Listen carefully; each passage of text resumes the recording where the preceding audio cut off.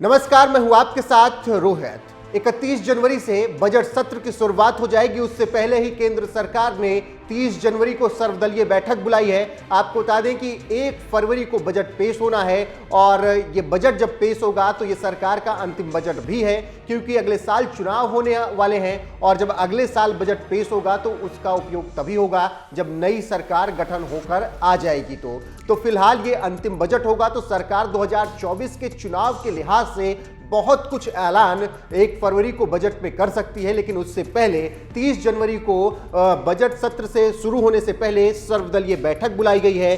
सरकार ने संसद के बजट सत्र से पहले ये बड़ी सर्वदलीय बैठक बुलाई है, जो कि हमेशा हर साल बुलाई जाती है। संसदीय कार्य मंत्री प्रहलाद जोशी ने बताया कि परंपरागत रूप से होने वाली ये बैठक 30 जनवरी को संसद एनेक्सी भवन में दोपहर में आयोजित की जाएगी। इसके अलावा फ्लोर सहयोग की रणनीति बनाने के लिए 30 जनवरी को दोपहर एनडीए फ्लोर के नेताओं की भी एक बैठक कराई जाएगी। जानकारी के मुताबिक इस बैठक के दौरान सरकार संसद को सुचारू रूप से चलाने के लिए सभी दलों से सहयोग मांगेगी। इसके अलावा विपक्षी दलों से यह अपेक्षा की जा रही है कि वो उन मुद्दों का उल्लेख करें जो वो सत्र के दौरान उठाना चाहते हैं। गौरतलब है कि संसद का बजट सत्र 31 जनवरी से शुरू होगा। इसी दिन लोकसभा और राज्यसभा की संयुक्त बैठक में राष्ट्रपति द्रौपदी मुर्मू का अभिभाषण भी होगा।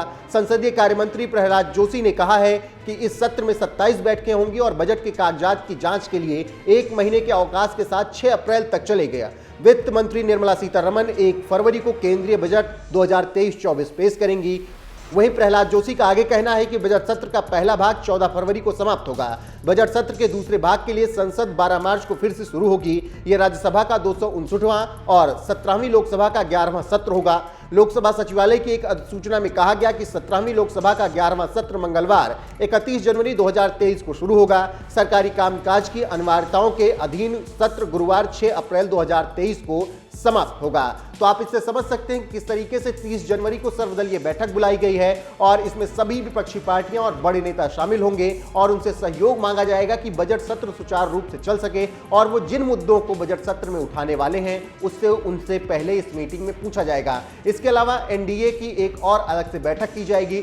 1 फरवरी को हमेशा की तरह बजट पेश होगा और 31 जनवरी से बजट सत्र की शुरुआत हो जाएगी। फिलहाल केंद्र सरकार 2024 के चुनाव को देखते हुए इस बजट में बहुत कुछ आम लोगों के लिए करना चाहेगी, क्योंकि 2024 1 फरवरी को जो बजट पेश होगा उसका उपयोग सरकार नहीं कर पाएगी, क्योंकि नई सरकार जब गठित होकर मई में आएगी तभी उस बजट का उपयोग किया जा सकता है नियम के अनुसार। तो ऐसे में औपचारिक रूप से सरकार का यह अंतिम बजट होगा और देखना दिलचस्प होगा कि मोदी सरकार क्या कुछ बजट में लोगों के लिए लेकर आती है। लेकिन उससे पहले 30 जनवरी को सर्वदलीय बैठक होनी है और तमाम विपक्षी पार्टियां इसमें शामिल होंगी।